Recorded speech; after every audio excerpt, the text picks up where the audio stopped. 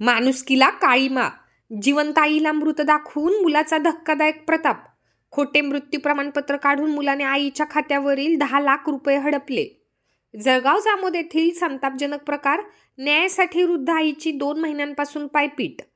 आई मुलाच्या पवित्र नात्याला काळीमा फासणारी एक संतापजनक घटना बुलढाणा जिल्ह्यातील जळगाव जामोद येथे उघडकीस आली आहे. एका कलयुगी मुलाने चक्क स्वतःच्या जिवंत आईचे मृत्यू प्रमाणपत्र काढून तिची फसवणूक केल्याचा प्रकार समोर आला आहे. पाहुयात हा सविस्तर रिपोर्ट. जळगाव जामोद येथे राहणाऱ्या कौशल्याबाई कमलसिंग राजपूत ही वृद्ध महिला सध्या स्वतःला जिवंत सिद्ध करण्यासाठी धडपडत आहे. समोर आलेल्या माहितीनुसार कौशल्याबाई यांच्या मुलाने नगर परिषदेच्या संगनमताने आई जिवंत असतानाच तिचे खोटे मृत्यू प्रमाणपत्र तयार केले. केवळ कागदपत्रांचा खेळ करून मुलाने आईच्या नावावर बँकेत असलेली 10 लाख रुपयांची एफडी मोडली आणि सर्व रक्कम हडप केली.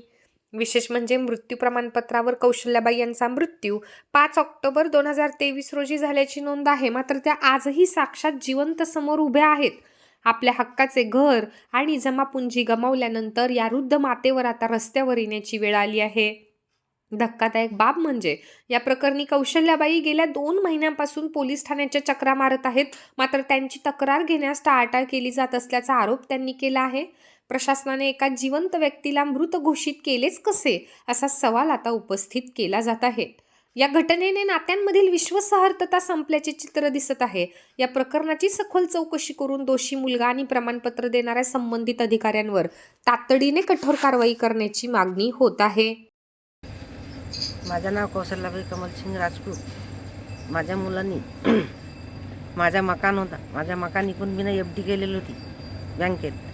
माझ्या मुलांनी खोटं मृत्यूपत्र दाखल करून माझ्या नावाची एफ डी मोडली आणि मी पोलीस तक्रारमध्ये जाऊन राहिली. 2 महिने झाले.